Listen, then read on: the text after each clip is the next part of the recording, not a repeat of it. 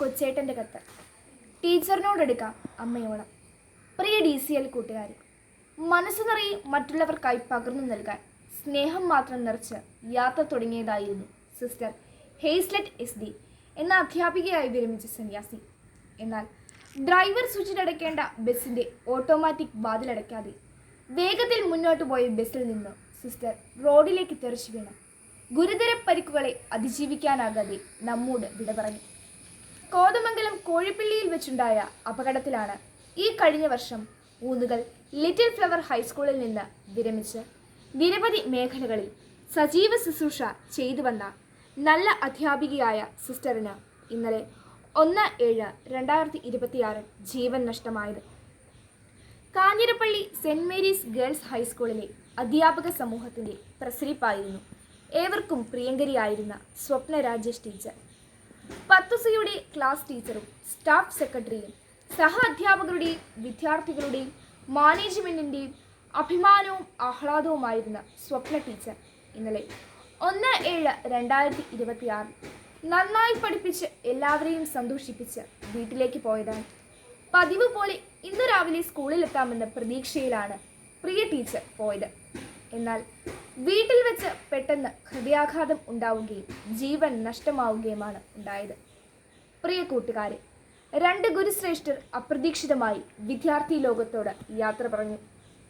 ഹെയ്സ്ലെറ്റ് സിസ്റ്ററിൻ്റെയും സ്വപ്ന ടീച്ചറിൻ്റെയും വിദ്യാർത്ഥികൾ മൃതദേഹ പേടകങ്ങൾക്കരികിലൂടെ വിങ്ങിക്കരഞ്ഞു നീങ്ങുന്നത് കണ്ടു. വിദ്യാഭ്യാസകാലത്തിൻ്റെ ഏറ്റവും വലിയ സൗഭാഗ്യം എന്താണ്?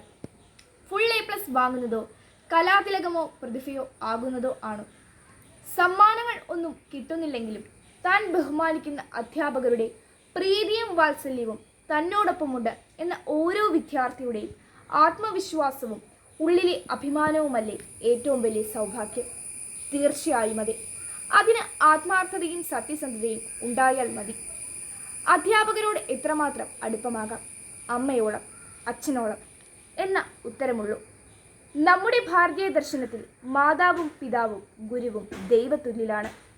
ഗുരു ദേവോ ഭവ എന്നു തന്നെയാണ് നമ്മുടെ പ്രമാണം. ദൈവതുല്യമാണ് ഗുരുസ്ഥാനം. ഗുരുത്വം എന്ന മഹാകൃപ വിദ്യാർത്ഥിയിലേക്ക് വർഷിക്കാൻ ഉള്ളിൽ വെളിച്ചമുള്ള ഗുരുവിന് മാത്രമേ കഴിയൂ. അതിനാൽ നമ്മുടെ എല്ലാ അധ്യാപകരെയും നമുക്ക് അങ്ങേയറ്റം ആദരിക്കാം. ആദരിക്കാൻ ഒട്ടും ബാക്കി വെക്കരുത്. അവരെ അമ്മയെപ്പോലെ സ്നേഹിക്കുക. സ്നേഹമൊട്ടും കുറച്ച് കളയരുത്. അവരോട് ഹൃദയം തുറന്ന് സംസാരിക്കാം. മറ്റൊരവസരത്തിലേക്ക് മാറ്റിവെക്കരുത്. പിന്നീട് അവസരം കിട്ടിയെന്ന് വരില്ല.